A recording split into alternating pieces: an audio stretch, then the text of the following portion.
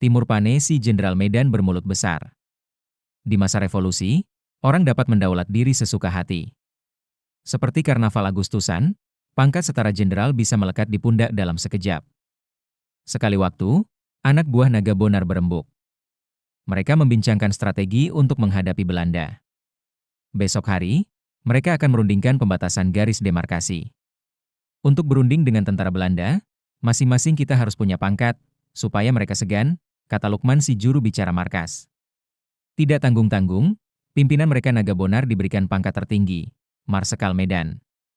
Alasannya, Marsekal Medan, Field Marshal, itulah pangkat yang disandang para panglima besar dalam Perang Dunia Kedua.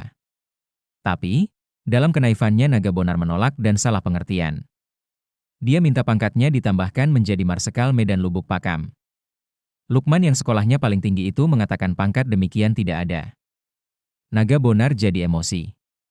Kalau tak ada, dibikin, hardik Naga Bonar dengan logat medannya yang kental. Akhirnya disepakati, Naga Bonar menjadi jenderal. Murad jadi kolonel, Parjo jadi letnan kolonel, dan Lukman jadi mayor. Sementara itu, Bujang, asistennya Naga Bonar diberi pangkat kopral. Begitulah rapat kepangkatan itu diputuskan secara kilat seperti tersua dalam film Naga Bonar, 1987, besutan sinias Asrul Sani.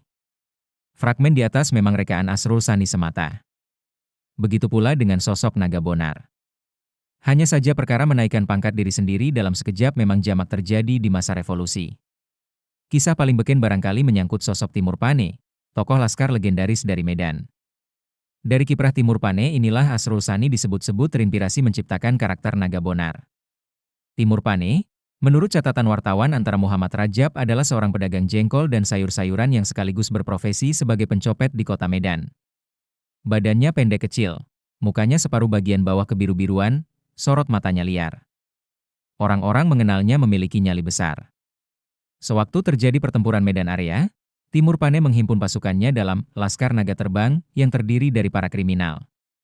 Di kawasan Sumatera Timur, Timur Pane seorang figur yang terkenal dan menggelisahkan. Katanya, ia sendiri sudah banyak menyembelih orang di medan pertempuran.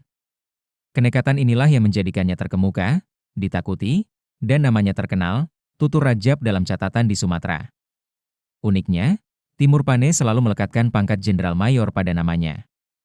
Entah dari mana si mantan copet ini memperoleh pangkat yang sekarang setara perwira tinggi bintang 2 itu.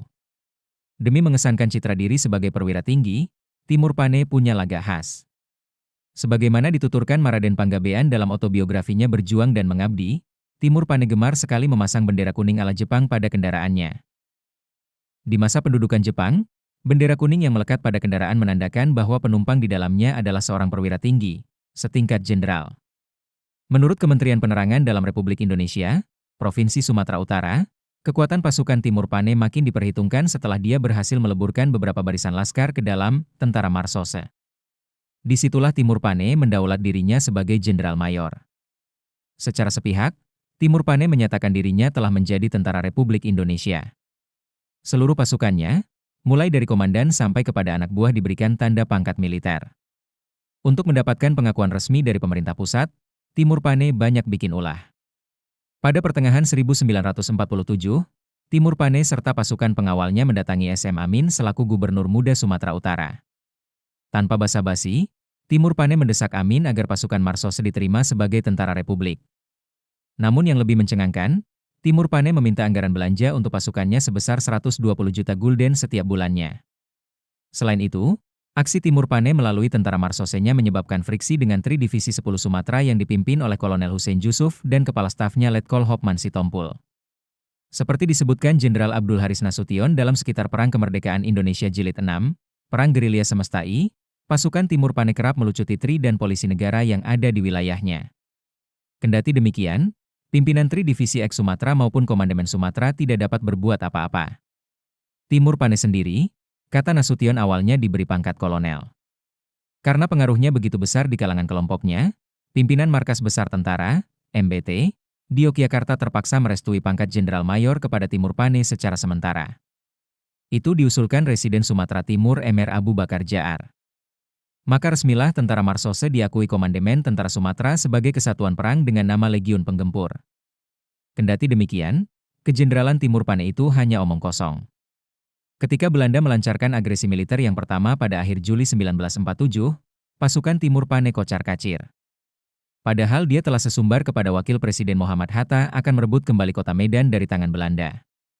Pasukan Legiun Penggempur akhirnya dibubarkan setelah Hatta menetapkan kebijakan reorganisasi dan rasionalisasi angkatan perang.